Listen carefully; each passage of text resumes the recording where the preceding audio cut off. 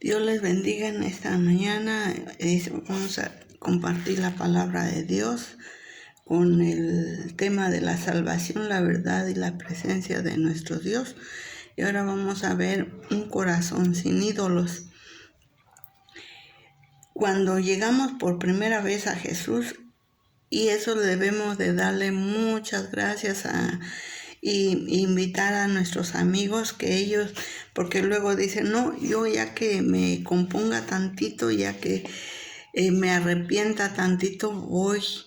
Y realmente la palabra de Dios nos dice que cuando llegamos por primera vez a Jesús, Él nos acepta tal y como somos, problemas, pecado, con todo lo que traigamos, ira, contienda. Sin embargo, a medida que nuestras necesidades se llenan, descubrimos que Dios busca algo de nuestras vidas, busca nuestra adoración, pero la adoración verdadera es el resultado, la consecuencia de ver a Dios como es, brota naturalmente de un alma purificada por el amor, se levanta como el incienso de un corazón sin ídolos. Y realmente eso es muy bonito para que nosotros lo podamos entender. Cristo no destruye personalmente los ídolos ni del pecado y del yo, o sea, nuestro ego en nuestro interior, más bien los señala y nos dice que nosotros mismos los debemos destruir. Este mensaje es sobre arrepentimiento. Si nos retiramos al oír esta palabra es porque necesitamos arrepentimiento. De hecho, aquí hablamos sobre un tipo de arrepentimiento que es extraño para quienes solo buscan perdón, pero que no haya cambios. Hablamos de arrepentimiento profundo, una actitud vigilante de arrepentimiento que rehúsa permitir que el pecado o el ego se conviertan en ídolos en nuestros corazones. En la Biblia podemos apreciar el punto de vista del Señor sobre los ídolos en efecto, y ahí leemos, guárdate de hacer alianza con los moradores de la tierra donde has de entrar para que no seas tropezadero en medio de ti. Derribarás sus altares y quebraréis sus estatuas y cortaréis sus imágenes de acera, porque no te has de inclinar a ningún otro Dios, pues Jehová, cuyo nombre es celoso, Dios celoso es, está en Éxodo 34 del 12 al 14. Amén. Hay muchísimos aspectos en la naturaleza de Cristo. Él es nuestro buen pastor, nuestro libertador, nuestro sanador, nuestro salvador. Percibimos a Dios a través del filtro de nuestras necesidades de Él, y así lo ha ordenado, pues Él mismo es la única respuesta para nuestras 1000 necesidades. Mas como nos ve el Señor, nosotros nos podemos hacer esa pregunta. Cuando Jesús nos mira, Él contempla a la iglesia como su esposa, hueso de sus huesos y carne de su carne. Podemos leer ahí en Efesios 5, 22 al 32. No nos ha salvado de modo que podamos volver a vivir para nosotros. Una vida verdadera es un compromiso. Como esposa, realmente tenemos que un compromiso con Él. Él nos purifica para nuestro matrimonio. Desde el punto de vista de Cristo, nuestro caminar independientemente son pura y física idolatría que encienden los fuegos de sus celos. Un ídolo no es un pecado ocasional, es algo que nos gobierna y nos hace sus esclavos. Para algunas personas el temor es un ídolo, para otras es la concupiscencia y aún para otras es la rebeldía o el orgullo. Cualquiera cosas que desafían el derecho de Jesús a nuestro corazón se convierten en sus enemigos, y Él los debe enfrentar sin vacilaciones debido a su celo por nosotros como su esposa. en relación con esos dioses falsos, y cuando el pecado gobierna nuestros corazones, Cristo es realmente un destructor, que de imágenes, pero Él no la va a destruir, que va a romper eso, no, sino Él nos hace ver cuando nosotros estamos adorando a alguien más y no le damos el primer lugar a Él. Cuando el Señor Jesús venga a los dioses falsos del corazón humano, Él no tolerará ídolos y ordenará que nosotros mismos los destruyamos.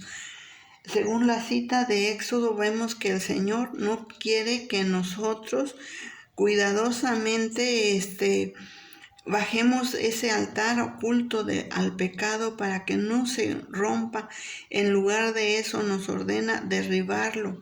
No nos pide que con mucha cortesía demasiada cuidemos esa pieza por pieza de nuestras columnas de orgullo. Sin cambio nos ordena quebrar y cortar. Cuando los hayamos cortado, un ídolo en nuestro interior, debemos demolerlo por completo. Ni siquiera en lo secreto podemos albergar la más leve intención de volver a usar ese ídolo de nuevo. Se debe destruir. Podemos sentir que no somos adoradores de ídolos. Quizás no nos pongamos de pie mañana tarde o mañana al mediodía ante una estatua de Baal para alabarla. Claro que no adoramos los ídolos de los antiguos paganos, idolatría muy sofisticada, que artificial, un papel, un esto. Pablo habla del anticristo que aparecerá en los últimos días y deja una advertencia que tiene un mensaje de actualidad con las siguientes palabras: el cual se opone, en 2 de Tesalonicenses 2:4, el cual se opone y se levanta contra todo lo que se llama Dios o es objeto de culto, tanto que se sienta en el templo de Dios como Dios, haciéndose pasar por Dios. Ahí está haciendo referencia del anticristo. ¿Dónde está el templo de Dios? Sobre la tierra. Es un edificio quizás, pero en ningún otro lugar de sus enseñanzas Pablo hace mención al templo de Dios como algo distinto a la iglesia. Inclusive, si Pablo se refiere a un hombre sentado como un Dios en Jerusalén, en algún momento de la vida de ese hombre, él ha tenido que pensar de sí mismo como haciéndose pasar por Dios. Percibamos al anticristo como lo hizo el apóstol Juan, que lo vio no solamente como alguien que iba a venir, sino también como un enemigo espiritual que busca infiltrarse y luego reemplazar el cristianismo verdadero. Es lo que quiere hacer, se manifiesta por ese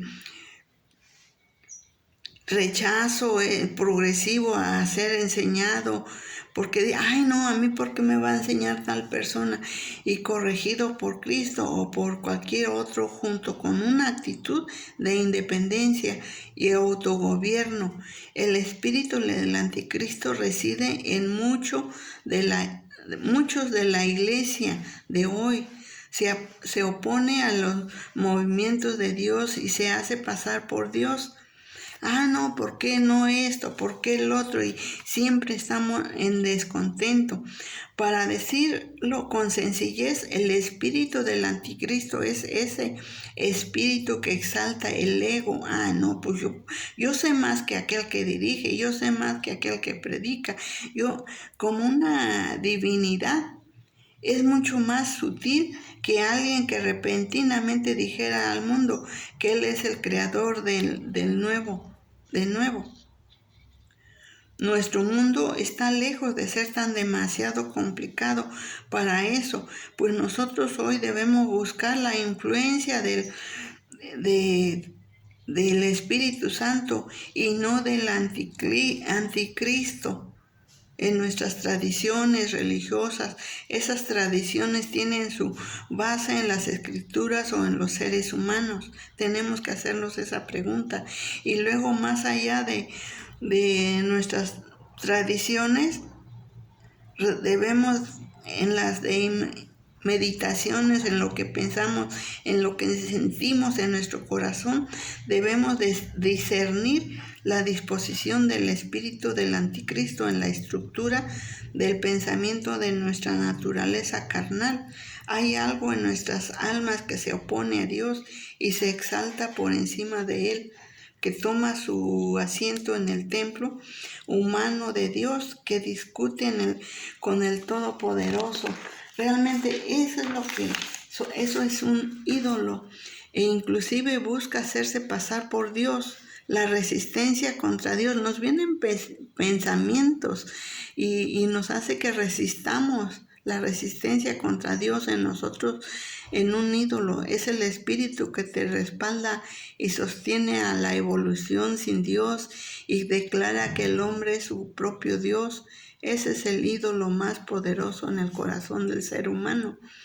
Pero el falso Dios del autogobierno no es el único o el que se levanta en el hombre. El antiguo Dios Mercurio se veía que sometido a duras presiones para mantener el paso en los dioses modernos de la ansiedad y la prisa. El mundo ha quitado la sed de sangre de las antiguas arenas romanas y lo ha puesto en las películas de violencia.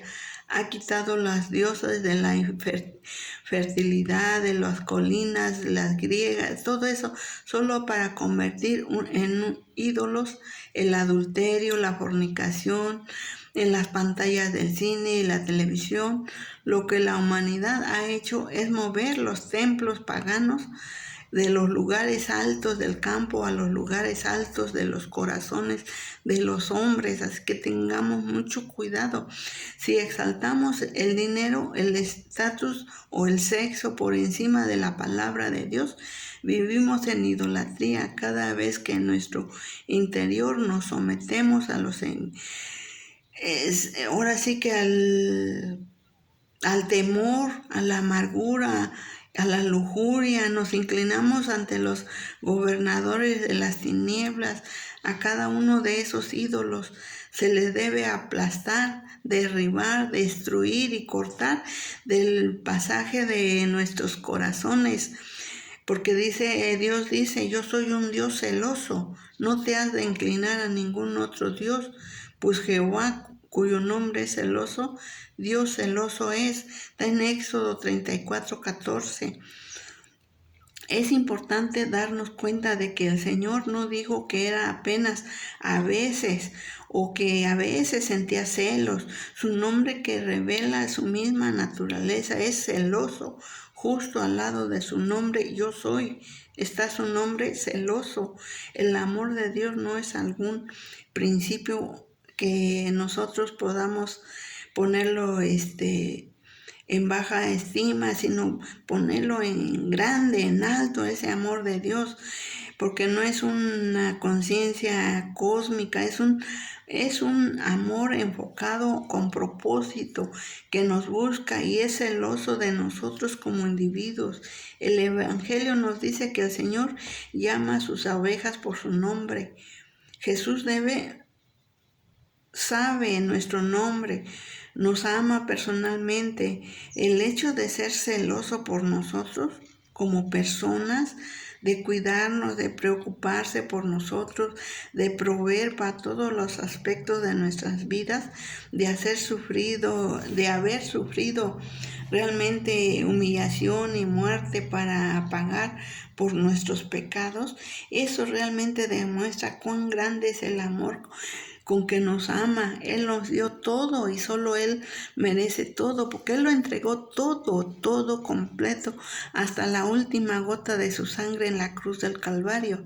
Sus celos por nosotros son perfectos, no son lo mismo que los celos humanos, mezquinos, posesivos, inseguros. Él no se sienta en las nubes frotándose las manos mientras se pregunta ¿qué será lo que en realidad pensamos de Él? Sus celos se basan en su purísimo amor por nosotros y su deseo de bendecirnos y cumplir nuestras vidas en Él. Él nos comprende a pesar de conocer nuestras debilidades, nuestros errores. Con toda razón, la Biblia dice que el Espíritu que Él ha hecho morar en nosotros nos anhela celosamente. Su promesa para nosotros es fiel porque Él conoce todo y Él sabe cuando fallamos, Él sabe cuando pecamos. Dice, no te desampares, pero aún así, sabiendo que somos débiles y somos pecadores, Él nos dice, no te desampararé ni te dejaré. En eso nos dice Hebreos 13:5. Él nunca renunciará a nosotros. Podemos pensar que somos pecadores indignos de recibir amor, que nadie nos quiere, pero Jesús siempre nos quiere y nos desea. Yo en lo personal siempre digo, no, pues es mi novio. Yo cuando voy a orar, así, digo, no, pues yo voy a ver a mi novio. Pero mire, usted puede tomarlo como usted quiera, mi Señor, mi Dios, mi protector, como usted les quiera nombrar, pero Él le dice, no te desampararé ni te dejaré. Él nunca renunciará a nosotros. Podemos pensar que somos realmente indignos, pero Él así nos ama y nos quiere. Una vez al principio de cuando yo no conocía mucho de las cosas, la palabra, me cansé de trabajar con ciertos sujetos y no me parecía no tener ninguna esperanza de ser receptivos hacia Dios y las cosas de Dios, y renuncié a ellos. A veces digo, no, pues es que estos yo creo que no entienden, no comprenden tu palabra, y con inmensa sorpresa, años más tarde, descubrí que ellos de nuevo caminaban con el Señor. Jesús es fiel, nos ama con un amor que es celoso de nosotros como personas. Sin embargo, Dios sabe que para que experimentemos su amor, los ídolos del ego o el yo y del pecado se deben destruir, y a fin de probar nuestras intenciones y amor hasta Él, nos dice que los aplastemos. Queremos ser santos, aplastemos todos esos ídolos.